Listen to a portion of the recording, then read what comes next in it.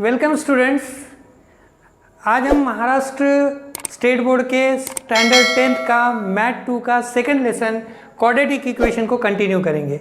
इसके पहले के वीडियो में हमने फर्स्ट एक्टिविटी को सॉल्व किया था। आज हम सेकंड और थर्ड एक्टिविटी को सॉल्व करेंगे। चलिए चलते हैं सेकंड एक्टिविटी। तो सबसे पहले सेकंड एक्टिविटी क्या है? X square plus 3x minus 5, 3x square minus 5x comma 5x square. ये क्वेश्चन है पॉलिनोमियल से। Write the polynomials in the index form. उसके इंडेक्स फॉर्म में उसको लिखना है। Observe the coefficients and fill the boxes. Coefficient को observe करना है और यहाँ जो बॉक्सेस दिए हैं उस बॉक्सेस में उसके कोएफिशिएंट को फिल करना है। ओके, तो फिर से यहाँ पर x square plus 3x minus 5 return फिर से रिपीट लिख दिया वाला है। 3x स्क्वायर माइनस 5x, उसके आगे प्लस 0 लिखा है। इंडेक्स फॉर्म मतलब क्या होगा? डिक्रीजिंग ऑर्डर में उसका डिग्री आएगा पावर का। जैसे इसका पावर फर्स्ट हाईएस्ट डिग्री 2 है, देन उससे रिड्यूसिंग 1 है और इसका 0 हो जाएगा। ओके, तो 3 टर्म्स में लिखा हुआ है यहाँ पर 3x square second degree, first degree and 0। अब यहाँ पर जो है ना थर्ड टर्म नहीं है, तो उसको हम क्या लिखे? उसके लिए 0 लिखे। ओके, और उसके बाद यहाँ पर highest degree 5x square 2 degree है, एक ही टर्म है, तो और 2 टर्म उसको ऐड करना है। यानी सेकंड टर्म क्या रहेगा? 1 डिग्री वाला, तो उसको 0x लिखेंगे। अगर कोई टर्म नहीं है तो उसको क्या लिखना है? 0 लिखना है और उसके साथ x coefficient, x variable, y variable, जो भी वेरिएबल क्वेश्चन में रहेगा वो वेरिएबल हमने वहाँ पर लेना है। और इसमें थर्ड टर्म भी नहीं है, कांस्टेंट वाला 0, तो हमने यहाँ प्लस 0 लिखा। ओके, तो चलिए फिल करते हैं। तो कोएफिशिएंट ऑफ एक्स स्क्वायर, अब एक्स स्क्वायर ये वेरिएबल है एक्स स्क्वायर, तो यहाँ पर एक्स स्क्वायर, उसके बाद में जो है एक्स स्क्वायर कहाँ है? यहाँ पर, यहाँ एक्स स्क्वायर है, यहाँ एक्स स्क्वायर है और यहाँ एक्स स्क्वायर है, 3 जगह पर एक्स स्क्वायर है। ओके, तो उसका कोएफिशिएंट लिखना है। कोएफिशिएंट यानी इसके आगे लेफ्ट साइड को कौन सा नंबर है एक्स स्क्वायर के? कुछ भी नहीं है वहाँ पर, हाँ, तो उसको 1 लिखा हुआ है। उसके बाद में यहाँ पर एक्स स्क्वायर के पहले कौन सा नंबर है? यहाँ पर 3, ऑलरेडी ये फिल करे वाला है। ओके, और थर्ड जो एक्स स्क्वायर है उसके साथ कौन सा कोएफिशिएंट है? 5। यहाँ लिखा है these coefficient are non zero. अब ये जो टर्म रहेगा नॉन जीरो रहेगा एक्स स्क्वायर वाला, मतलब एक्स स्क्वायर को 0 नहीं आ सकता। सेकंड टर्म 0 आ सकता है, थर्ड टर्म 0 आ सकता है, बट ये जो फर्स्ट टर्म है ना स्क्वायर वाला, वो नॉन जीरो रहेगा। ओके, इस बात को ध्यान में रखना है। अब चलिए सेकंड जो बॉक्सेस है वो फिल करेंगे। कोएफिशिएंट ऑफ एक्स, तो यहाँ पर एक्स के कोएफिशिएंट कौन से है? ये एक है, तो इसका कोएफिशिएंट क्या हो गया? 3, ऑलरेडी दे दिया। सेकंड एक्स का है, x का कोएफिशिएंट क्या है? 5 है, और उसके साथ साइन कौन सा है? माइनस, तो इसको -5 भी लिखना है। ओके, प्लस अगर है तो नहीं लिखे तो चलेगा, बट यदि अगर माइनस है तो वो जो कोएफिशिएंट है वो लिखना जरूरी है, साइन देना जरूरी है। अब x थर्ड के अंदर x नहीं था यहाँ पर। ओके, तो हमने 0x लिखा उसको, तो थर्ड का कोएफिशिएंट क्या रहेगा? 0 रहेगा। x का कोएफिशिएंट क्या रहेगा? 0। ओके, रेस्पेक्टिवली, मतलब रेस्पेक्टिवली का मतलब क्या?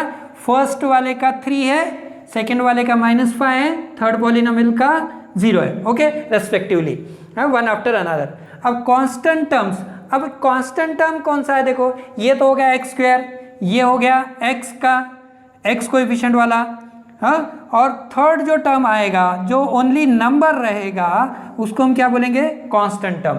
तो कांस्टेंट टर्म ये थर्ड वाला रहेगा, ये एक्स स्क्वायर, ये x और ये कांस्टेंट टर्म।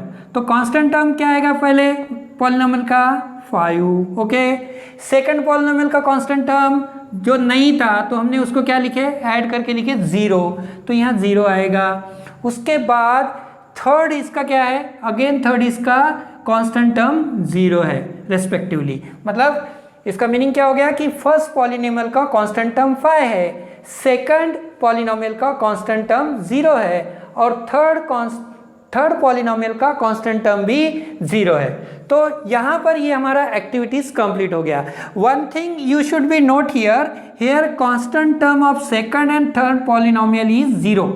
यहाँ पर क्या बता रहा है कि कांस्टेंट जो टर्म है, कांस्टेंट टर्म यानी ये थर्ड, ये लास्ट वाले है ना, जो ओनली नंबर्स होते हैं। ओके अगर नंबर्स नहीं है तो हमको 0 लेना है वहाँ पे। तो वो कांस्टेंट टर्म जो है सेकंड और थर्ड पॉलिनोमियल, ये सेकंड पॉलिनोमियल इसका 0 है, थर्ड पॉलिनोमियल का भी कांस्टेंट टर्म 0 है। ओके तो ये फर्स्ट सेकंड एक्टिविटी हमने सॉल्व कर ली है। अब चलिए चलते हैं third activity. But third activity को सॉल्व करने से पहले हमको एक स्टैंडर्ड फॉर्म हमको कीप इन माइंड में रखना है। स्टैंडर्ड और उसको जनरल फॉर्म भी बोलेंगे हम, स्टैंडर्ड या तो general form of quadratic equation. हमारा जो लेसन है क्वाड्रेटिक इक्वेशन, तो उसका एक स्टैंडर्ड फॉर्म है, इक्वेशन का एक फार्मूला है। तो ax square plus B x plus C equals to 0, ये हमेशा याद रखना है हमको थ्रू आउट द लेसन। पूरा लेसन कंप्लीट होए तक आपको जनरल फॉर्म क्वाड्रेटिक इक्वेशन का पता रहना चाहिए। अगर ये जनरल फॉर्म आपको पता नहीं है तो आप आगे के प्रॉब्लम्स नहीं कर पाएंगे। तो जनरल फॉर्म क्या है, ax square plus B x plus C equals to 0। तो राइट साइड में 0 है और लेफ्ट साइड में ax square B x plus C, ये हमारा स्टैंडर्ड फॉर्म है, इसको ही जनरल फॉर्म बोलेंगे। Here a b c are real numbers, और a b c जो है ना ये रियल नंबर्स है, and a is not equals to 0। a जो है ना, जैसे मैंने पहले ऊपर के एक्टिविटी में बताया कि ये a का जो वैल्यू है कभी भी 0 नहीं हो सकता। a का वैल्यू कभी भी 0 नहीं हो सकता, ऐसा नहीं हो सकता 0x square plus 5x plus c plus 6 any number, तो ये कभी भी 0 नहीं हो सकता। चाहे ये 0 हो सकता, ये 0 हो सकता, हमने ये एक्टिविटी में देखा है। तो ये x स्क्वायर का जो कोएफिशिएंट है वो 0 नहीं रहेगा, a is not equals to 0। बाकी के b एंड c 0 हो सकते हैं। ओके तो स्टैंडर्ड फॉर्म समझ में आ गया। अब हम क्या करते हैं, नीचे जो एक्टिविटी दिया है टेक्स्ट बुक का, उस एक्टिविटी को हम यहाँ पर कंप्लीट करते हैं। तो हमारा एक्टिविटी थर्ड क्या है, कंप्लीट द फॉलोइंग टेबल। ये एग्जाम में भी आ सकता है स्टूडेंट्स 2 और 3 मार्क्स के लिए। ओके तो चलिए एक्टिविटी कंप्लीट करते हैं। तो सबसे पहला जो कॉलम है उसके अंदर क्वाड्रेटिक इक्वेशन दिया है, सेकंड कॉलम जो है जनरल फॉर्म है, और थर्ड कॉलम में और 3 कॉलम्स है ए बी सी के, यानी ए का वैल्यू, बी का वैल्यू और सी का वैल्यू। हाँ ओके तो ये जो रियल नंबर्स रहेंगे, कौन से रियल नंबर्स है वो वहाँ पर हमको लिखना है। तो सबसे पहले क्वाड्रेटिक इक्वेशन क्या गिवन है, x square minus 4 equals to 0। तो यहाँ पर जैसे हमने यहाँ पर एक्टिविटी में सॉल्व किया था, यहाँ 2 टर्म्स है तो इसको 3 टर्म में कन्वर्ट किया था, यहाँ ओनली 1 टर्म था तो इसको भी 3 टर्म्स में कन्वर्ट किया था स्टैंडर्ड फॉर्म में, जनरल फॉर्म में। तो इसको भी हम 3 फॉर्म में, क्वाड्रेटिक इक्वेशन हमेशा क्या होना चाहिए, ax square B x plus C, यानी 3 टर्म्स होने चाहिए। बट यहाँ पर 2 टर्म्स ही है, तो इसको 3 टर्म में कैसे कन्वर्ट करेंगे हम, सबसे पहले लिखेंगे एक्स स्क्वायर, फिर उसके बाद आता बी एक्स यानी एक्स का टर्म यहाँ तो नहीं है। अगर नहीं है तो हम क्या लिखते हैं उसको, 0x लिखते हैं। ओके 0x, और थर्ड टर्म जो कांस्टेंट नंबर है वो क्या है, -4 इक्वल्स टू 0। ये जनरल फॉर्म में हो गया। ये भी 1 मार्क्स के लिए सेपरेट क्वेश्चन पूछते हैं आपको बोर्ड एग्जाम में कि right the following quadratic equation in general form और स्टैंडर्ड फॉर्म। तो इस तरह से इक्वेशन दिया जाएगा और उसको स्टैंडर्ड फॉर्म में लिखना है। ओके अब अगर हम ये जनरल फॉर्म से ये इक्वेशन को कंसिडर करेंगे, कंपेयर करेंगे, तो a यानी इसके साइड का वैल्यू क्या है, कुछ भी नहीं, यानी एक्स स्क्वायर का वैल्यू, एक्स स्क्वायर के बाजू में कौन सा नंबर रहेगा, 1। ओके और फिर सेकंड है बी एक्स, यानी x के साथ का कोएफिशिएंट क्या है, b है, तो b का वैल्यू क्या है यहाँ पर, जो नहीं है तो उसके लिए हमने 0 लिखा। ओके अब c का वैल्यू कांस्टेंट टर्म क्या है, -4। माइनस साइन देना जरूरी है, अगर आप यहाँ माइनस नहीं देते हो तो आपका आंसर रॉन्ग हो जाएगा, आपके मार्क्स कट जाएंगे। ओके इस बात को ध्यान में रखना है। ओके सिंगल मिस्टेक भी नहीं करना है। उसके बाद सेकंड क्वाड्रेटिक इक्वेशन दिया हुआ है यहाँ पर, y square equals to 2y minus 7।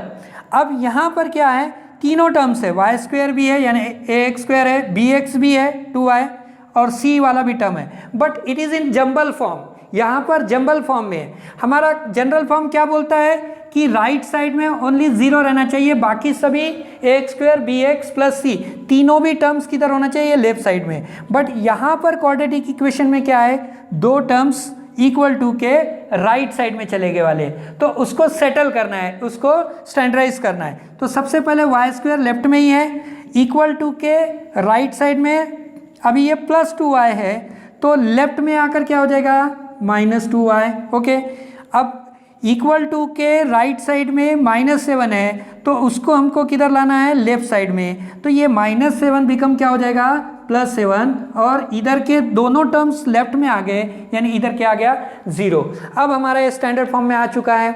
इसके कंपेयर अगर करेंगे तो =0 =0, और बाकी 3 टर्म्स लेफ्ट में आ गए। तो इसका कोएफिशिएंट क्या रहेगा, 1 y² का, यानी a का वैल्यू 1 और b का वैल्यू -2। ओनली 2 लिख के नहीं चलेगा, -2 भी देना है, और c का जो वैल्यू है वो कौन सा है, 7। ओके, समझ में आ गया। अब हम इसके बाद थर्ड इक्वेशन को सॉल्व करते हैं। थर्ड इक्वेशन में क्या है, देखो x² + 2x = 0। तो यहाँ पे इक्वल टू के इधर 2 ही टर्म है, हमें क्या चाहिए, 1 2 3 टर्म्स चाहिए। तो 3 टर्म्स नहीं है, फर्स्ट स्क्वायर वाला टर्म है, x वाला भी टर्म है +2x। अब थर्ड टर्म नहीं है यहाँ पर, तो थर्ड टर्म अगर नहीं है तो उसको क्या लिखते हैं, हम 0 लिखते हैं। ओके, ओनली 0 और इक्वल टू 0। अब ये आ गया हमारा स्टैंडर्ड फॉर्म में। अब स्टैंडर्ड फॉर्म में आने के बाद इसके a b c के वैल्यूज लिखते हैं।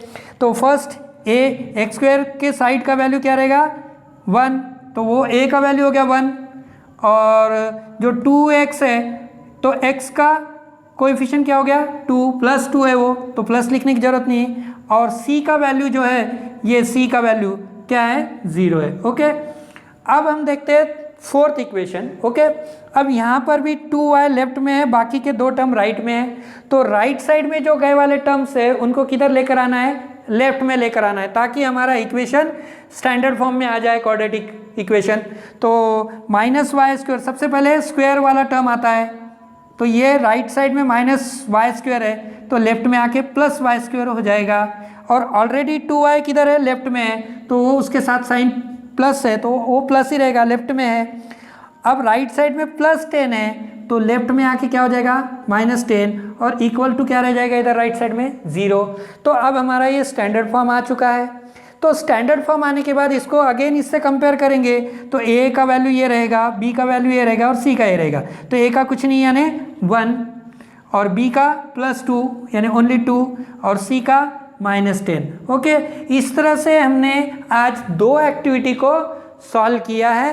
तो ये वेरी वेरी इंपॉर्टेंट एक्टिविटीज़ है। ये अगर एक्टिविटीज़ आपको अच्छे से समझ में आ गए हैं, तो अगला जो हम प्रैक्टिस सेट 2.1 स्टार्ट करेंगे वो आपको अच्छे से समझ में आ जाएगा।